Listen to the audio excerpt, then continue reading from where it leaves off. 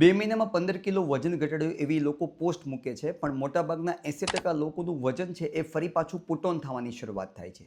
પણ જ્યાં 2 મહિનામાં 15 કિલો જે વજન ઘટાડ્યું છે કે 20 કિલો જે વજન ઘટાડ્યું છે એ વજનની અંદર બોડીની ફેટ ઘટશે, બોડીના મસલ્સ ઘટશે અને બોડીનું વોટર છે એ રિડ્યુસ થશે. પણ જ્યારે વેટ વધવાની શરૂઆત થાય છે ત્યારે બોડીમાં ફેટના પેરામીટર વધે છે. મીન્સ કે સેમ વેટ ઉપર પણ એનું બોડી છે એ બેડોળ રાખે છે અને વેટ છે એ વધારે પુટ ઓન થાય છે.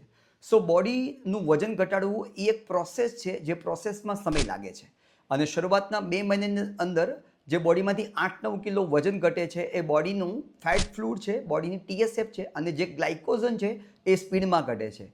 સો રિયલ બોડીની જે ફેટ રિડ્યુસની શરૂઆત છે એ ધીમી થાય છે અને જે વીકમાં 500થી 750 ગ્રામ જેટલું લોસ થાય છે. મીન્સ કે 1 મંથની અંદર મેક્સિમમ 2.5થી 3 કિલો લોસ થાય છે. પણ આની માટે સૌથી વધારે જરૂરિયાત છે ડિસિપ્લિનની, જેમાં સૌથી પહેલાં મારી પ્લેટની અંદર લો કેલરી ડાયટ હોવો જોઈએ, એમાં પ્રોટીન, ફાઇબર રિચ ફૂડ અને બેલેન્સ ન્યુટ્રિશન છે હોવું જોઈએ.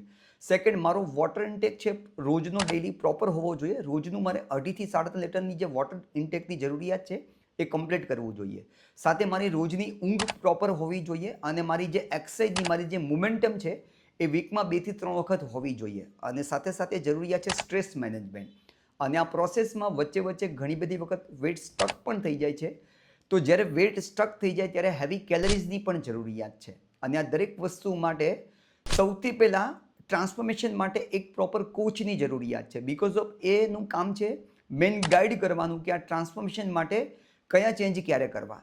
સો આપને પણ વધારે ઇન્ફોર્મેશન જોઈએ છે તો આપ પણ એનરોલમેન્ટ કરી શકો.